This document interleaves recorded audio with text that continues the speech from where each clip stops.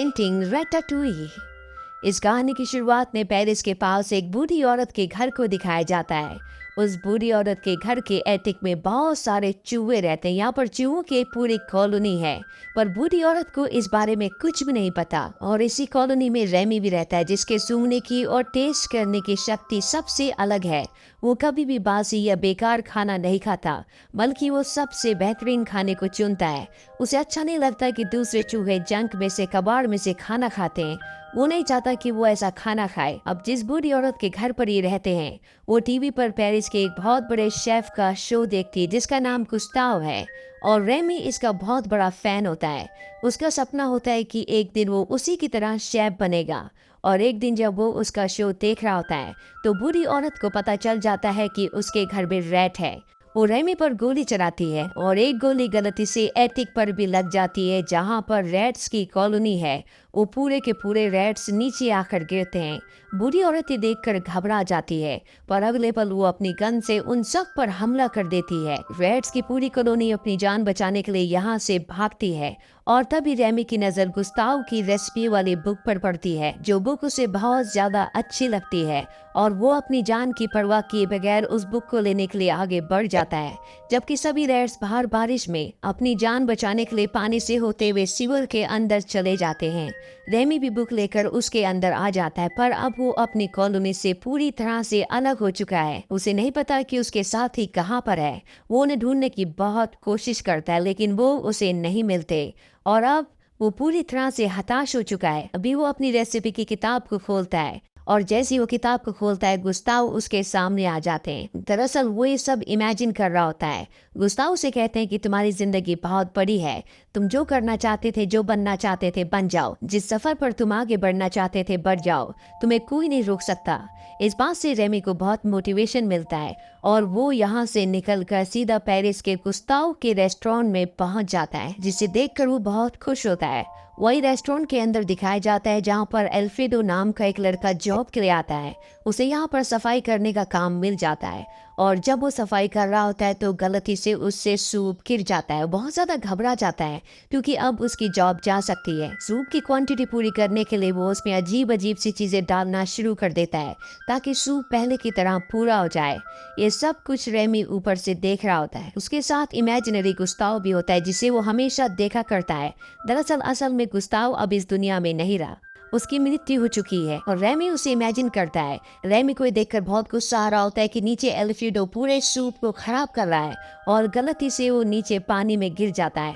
वो अपनी जान बचाने के लिए भाग रहा होता है, पर इससे पहले कि वो खिड़की से निकलता, उसे सूप की खुशबू आती है, जिससे उसे एहसास होता है कि एल्फ्रेडो ने पूरे सूप को खराब कर दिया। और अब रेमी खुद ही सूप में अलग अलग तरह के इंग्रेडिएंट्स डालना शुरू कर देता है।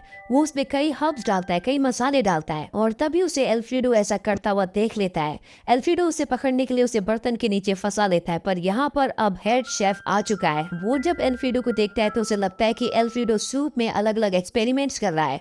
वो उसे बहुत डांटता है, और ठीक इसी वक्त यहाँ पर एक वेटर आता है, और वो सूप निकाल कर बाहर एक लेडी के लिए ले जाता है, जो कि एक क्रिटिक है, जो खाने पीने की चीजों पर रिव्यू देती है। अब जो यहाँ पर हेड शेफ होता है, वो उसे रोकने की कोशिश भी करता है, लेकिन तब तक वेटर जा चुका होता है। वो लेडी सूप पीती है, और इसके बाद वो हेड शेफ को बुलाती है और कहती है कि मैंने इससे बेहतरीन सूप कभी नहीं पिया। ये सुनने के बाद वो हैरान हो जाता है। वो हैरान परेशान अंदर किचन में आता है, और खुद भी सूप को टेस्ट करता है। सच में सूप बहुत ज्यादा टेस्टी होता है। इसके बाद वो एल्फ्रेडो से पूछता है कि तुमने इतना टेस्टी सूप कैसे बनाया, तुम्हें हमारे सामने सूप को बनाना होगा। एल्फ्रेडो को खुद भी समझ में नहीं आ रहा था।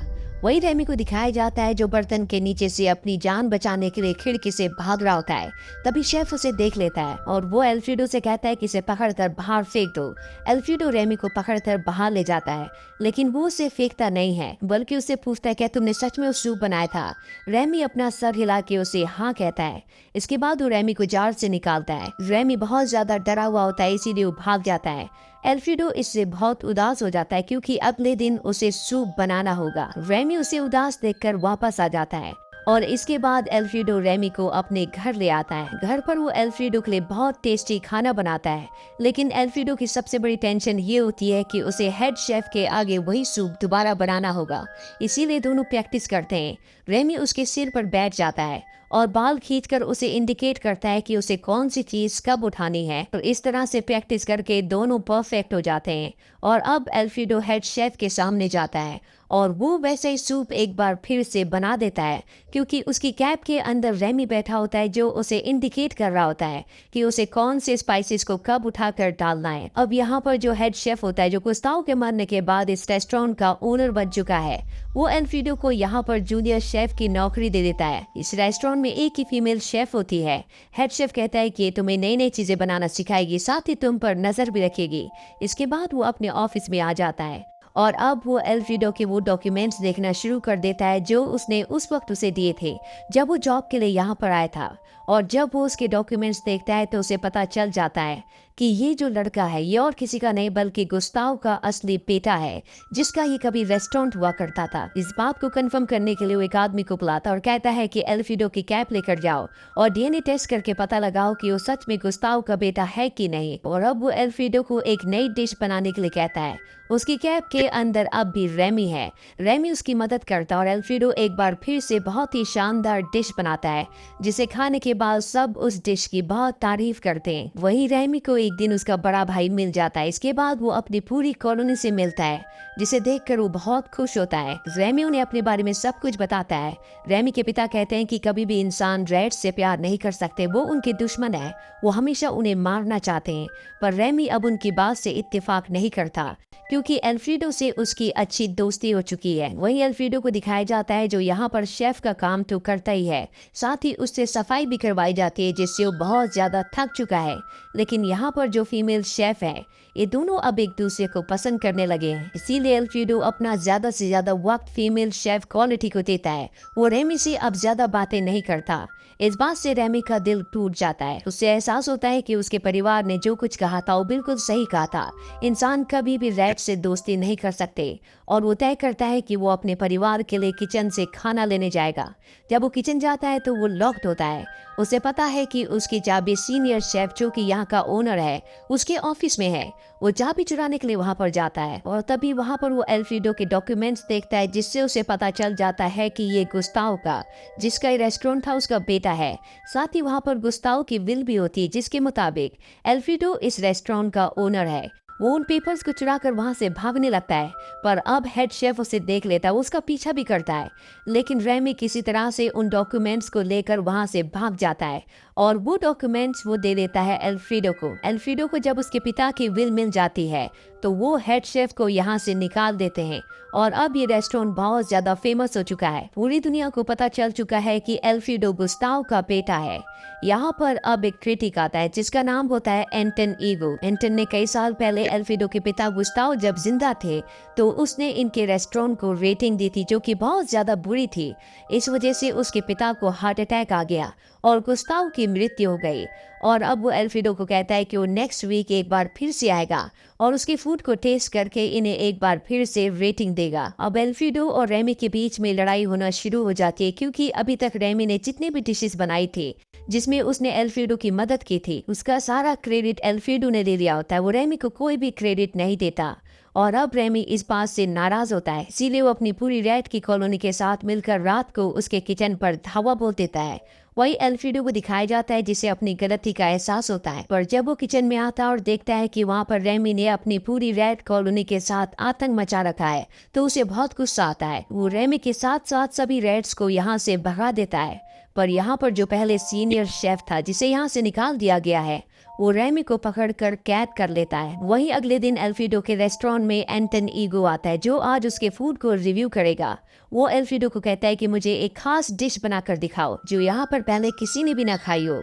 लेकिन एल्फ्रेडो को कोई भी नई डिश बनानी नहीं आती। वो वही चीजें बना सकता है जो उसे रेमी ने सिखाई थी। एल्फ्रेडो इस बात से घबरा जाता है। वही रेमी के पिता और उसके बड़े भाई उसे हेड शेफ की कैद से छुड़ा लेते हैं, पर रेमी को अब एहसास होता है कि एल्फ्रेडो को उसकी मदद की जरूरत है। इसीलिए पुरानी बातों को भूलकर किचन के अंदर जाता है, जहाँ पर उसे स्टाफ देख लेता है। इस बात से स्टाफ को गुस्सा आता है कि उनके किचन में चूहा है, उसे मारने के लिए उसके पीछे भागते हैं। पर तभी वहाँ पर एल्फ्रेडो आ जाता है और अब वो रेमी के बारे में सारा सच बता देता है। वो कहता है कि आज तक जितनी भी डिशेस मैंने बनाई है, दरअसल वो सब रेमी ने बनाई थी। रेमी असली शेफ है और जब पूरा स्टाफ इस बात को सुनता है तो उन सबको बहुत दुख होता है। वो सब कहते हैं कि तुमने हमें धोखा दिया। यहाँ पर जो फीमेल शेफ होती है, जो कि अब रेमी की गर्लफ्रेंड है, उसे भी बहुत बुरा लगता है और वो भी यहाँ से चली जाती है। पर जल्दी वो एल्फ्रेडो की मदद के लिए वापस आ जाती है, क्योंकि जब उसके पिता गुस्ताव जिंदा थे तो वो हमेशा एक लाइन कहा करते थे, एनीबडी कैन कुक, और अब वो उसका साथ देना चाहती है। यहाँ पर रेमी की पूरी जो रैट की सेना होती है वो भी आ जाती है ताकि वो रेमी की मदद कर सके। यहाँ पर सभी रैट सबसे पहले अपने आप को पूरी अच्छी तरह से क्लीन करते हैं। इसके बाद रेमी उन्हें बताता है कि क्या करना है और इस तरह से ये एक बहुत अच्छी डिश बनाना शुरू करते हैं। पर तभी यहाँ पर हेल्थ इंस्पेक्टर आ जाता है और जब वो किचन में इतने सारे रैट्स को देखता है तो पूरी तरह से घबरा जाता है। वो इस बात की कंप्लेन करने के लिए यहाँ से भागता है, लेकिन बहुत सारे चूहे उसकी गाड़ी में चढ़कर उसे रोक लेते हैं। वहीं अब रेमी को दिखाया जाता है जो अब डिश बनाना शुरू करता है, क्योंकि उसे एंटन के लिए एक बहुत ही खास डिश बनानी है और वो डिश बनाता है रैटाटूई, जो कि पेरिस के कंट्री साइड में फार्मर्स की एक फेवरेट डिश है। और अब ये डिश बनकर तैयार हो जाती है और जब एंटन ईगो इस डिश को टेस्ट करता है तो वो अपने बचपन में चला जाता है, जहाँ पर उसकी मॉम ने उसे ये डिश खिलाई थी और आज भी उसे उसका स्वाद याद था। उसके बाद उसने कभी इस डिश को नहीं खाया था और इस डिश को खाने के बाद जैसे वो मंत्र मुक्त हो जाता है। वो एल्फ्रेडो से कहता है कि मैं उस शेफ से मिलना चाहूंगा जिसने डिश बनाई है। एल्फ्रेडो और उसकी गर्लफ्रेंड जो कि फीमेल शेफ है, वो एंटन से कहते हैं कि जब सब चले जाएंगे तब आप उस शेफ से मिल सकते हो। और जब रेस्टोरेंट पूरी तरह से खाली हो जाता है तो एल्फ्रेडो एंटन के सामने रेमी को लाता है और कहता है कि यही वो शेफ है जिसने इस डिश को बनाया है। फिर एंटन ईगो को इस बात से कोई फर्क नहीं पड़ता कि रेमी एक रैट है, क्योंकि आज से पहले उसने इतनी अच्छी डिश कभी नहीं खाई थी। अगले दिन न्यूज़पेपर में उसका रिव्यू आता है। वो इनके रेस्टोरेंट को बहुत अच्छे रिव्यू देता है। साथ ही उसने अपने इंटरव्यू में ये भी कहा होता है कि गुस्ताव हमेशा एक लाइन कहा करते थे कि एनीवन कैन कुक, और ये बात बिल्कुल सही है। कल गुस्ताव के रेस्टोरेंट में जिस शेफ के हाथों का मैंने खाना खाया वो फ्रांस का सबसे शानदार कुक है, पर अपने इंटरव्यू में वो ये नहीं बताते कि रेमी एक कुक है। अब जो हेल्थ इंस्पेक्टर होता है जिसने किचन में बहुत सारे रैट्स को देखा था, वो गुस्ताव के रेस्टोरेंट को पूरी तरह से सील करवा देता है। साथ ही यहाँ पर एंटन ईगो की जॉब चली जाती है, क्योंकि उसने एक रैट के ऊपर रिव्यू किया था। और ये सब इतनी जल्दी हार नहीं मानते। जल्दी एल्फ्रेडो, उसकी गर्लफ्रेंड जो कि फीमेल शेफ है, और साथ ही रेमी, ये तीनों मिलकर एक नया रेस्टोरेंट खोलते हैं ताकि गुस्ताव की जो लेगेसी है उसको कंटिन्यू किया जा सके। और इस रेस्टोरेंट के लिए इन्वेस्ट करता है एंटन ईगो, जो अक्सर इनके रेस्टोरेंट में आकर खाना भी खाता है। इनके नए रेस्टोरेंट का नाम होता है ला रेटाटूई। रेमी का परिवार और उसके जितने भी रैट साथी होते हैं वो किचन के एटिक में रहते हैं, यानी कि उनको भी एक नया घर मिल चुका है। इसी के साथ ये फिल्म, ये कहानी यहीं पर खत्म हो जाती है। ये फिल्म ईयर 2007 में रिलीज हुई थी। IMDb पर इसकी रेटिंग है 8.1। उम्मीद करते हैं कि ये कहानी आपको पसंद आई होगी।